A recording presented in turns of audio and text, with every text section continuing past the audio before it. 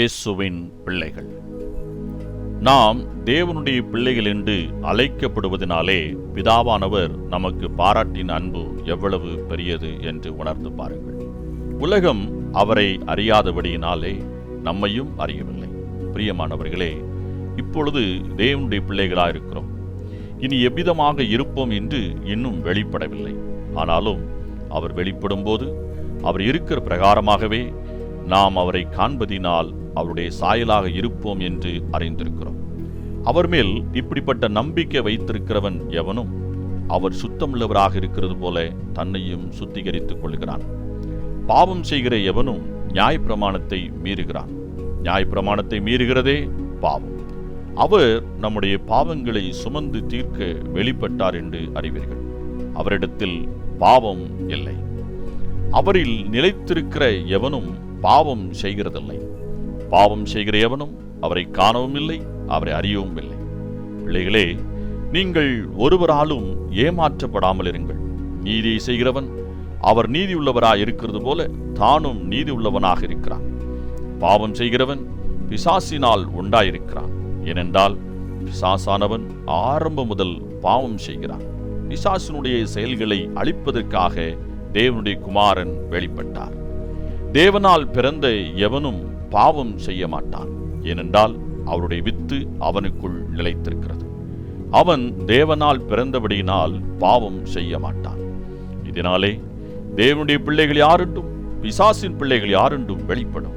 நீதியை செய்யாமலும் தன் சகோதரனில் அன்பு கூறாமலும் இருக்கிற எவனும் தேவனால் உண்டானவன் இல்லை. 1 யோவான் 3ஆம் அதிகாரம் 1 முதல் 10 வசனங்கள்.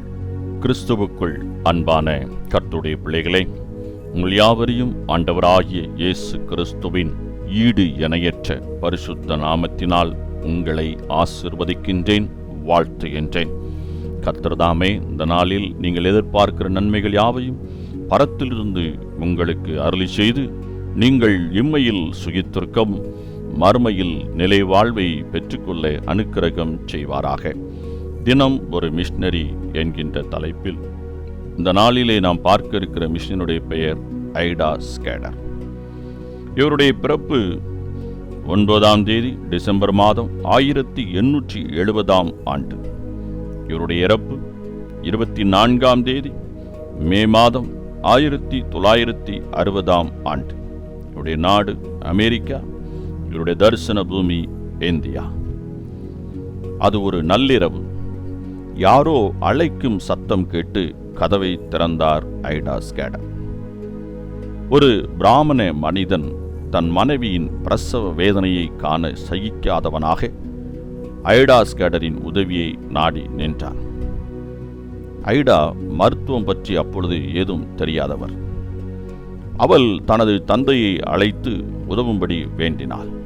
ஆனால் ஒரு ஆண்மகனின் உதவியே விரும்பாதவனாய் வேதனையோடு அந்த மனிதன் திரும்பிச் சென்று விட்டான். மீண்டும் இருவர் அதே உதவிக்காக வந்து கதவை தட்டினர். ஐடாவின் பதிலால் அழுது கொண்டே திரும்பினார்.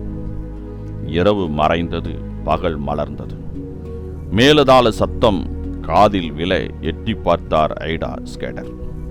3 பிணங்கள் வரிசையாக கொண்டு செல்லப்பட்டன. தன் உதவி செய்ய முடியாத நிலையில் அப்பெண்களின் உயிர் மாய்ந்ததை எண்ணி உள்ளம் உடைந்தார் ஐடா. அன்று ஒரு தீர்மானம் எடுத்தார். இந்திய மக்களின் நலனுக்காக நான் ஒரு மருத்துவர் ஆகுவேன் என்று உறுதி கொண்டார்.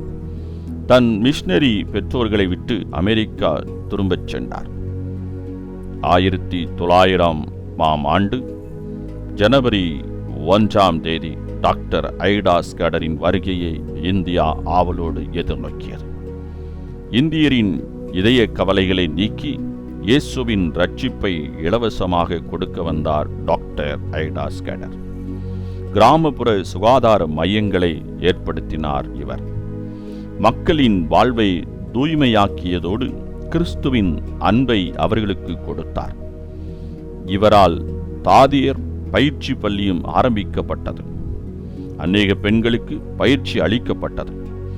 இதன் மூலமாக அநேக மருத்துவர்கள் உருவாக்கப்பட்டார்கள். இன்று புகழ்பெற்று விளங்கும் வேலூர் சிஎம்எஸ்ஐ மருத்துவமனையை கட்டி ஏழைகளின் வாழ்வில் ஒளியேற்றினார். மருத்துவக் கல்லூரி மூலம் அநேக மருத்துவர்களை உருவாக்கினார். இவருடைய பணி அளவிட முடியாதது. அன்பரே, ஐடா ஸ்கேடரை போன்று பிறர் வாழ்வு மலர உங்களை அர்ப்பணிப்பீர்களா? ஐடா ஸ்கேடர் இப்படியாக சொல்லுகிறார்: ஆண்டவரே, இந்தியாவில் நான் இருந்திட வேண்டுமென நீர் விரும்பினால் என் வாழ்நாள் எல்லாம் இந்த மகளிருக்கு உதவி செய்ய உதவிடும் என்று அவர் சொல்லுகின்றார். இப்படிப்பட்ட ஒரு ஜெபத்தை அவர் ஏறெடுத்திருக்கின்றார். அருமையான கர்த்தருடைய பிள்ளைகளை, இன்று நாம் அநேக மருத்துவர்களாக பணிபுரிவதற்கு மருத்துவ படிப்பை தெரிந்தெடுத்து போகின்றோம். ஆனால் நம்முடைய நோக்கம் என்ன? நம்முடைய சிந்தை என்ன? பாருங்கள், அவசியம் தேவை ஒரு பெண் மருத்துவர்.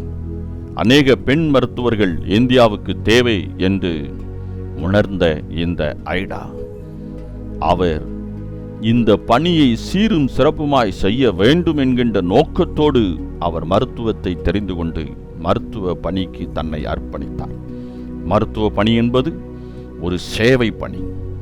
ஆம், அதில் சம்பாதிப்பதற்கான இடங்கள் அதிகமாயிருந்தாலும் அதில் முதன்மையாயிருப்பது சேவை. மருத்துவம் என்பது உயிர் காக்கும் தொழில். ஆகவே உயிர்களை காக்க வேண்டும் என்கின்ற லட்சியத்தோடு கூட மருத்துவத்தை தெரிந்து கொள்வோம். மருத்துவ படிப்புக்கு நாம் கடந்து செல்வோம்.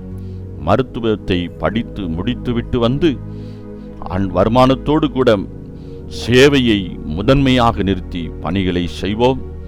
இன்று இந்தியாவிலே புகழ்பெற்று விளங்குகின்ற ஒரு சிஎம்எஸ் மருத்துவமனையை இந்த ஐடா உருவாக்கியிருக்கிறார் என்று சொன்னால் அது மிகையாகாது. அதே போல நாமும் அநேக மருத்துவமனைகளை கட்டி எழுப்புவோம். கர்த்தருடைய நாமத்தை மைமைப்படுத்துவோம். கர்த்தர் தாமே உங்களை ஆசீர்வதிப்பாராக. ஆமேன். இந்த நாளிலே தியானத்துக்குரிய வேத பகுதி யோசுவா 10ஆம் அதிகாரம், ஏசாயா 14ஆம் அதிகாரம், 1 தீமோத்தேயு 6ஆம் அதிகாரம். இந்த வேத பகுதியில் வாசித்து கர்த்தருடைய ஆசீர்வாதத்தை பெற்றுக்கொள்ளுங்கள். கர்த்தர் தாமே உங்களை ஆசீர்வதிப்பாராக. ஆமேன்.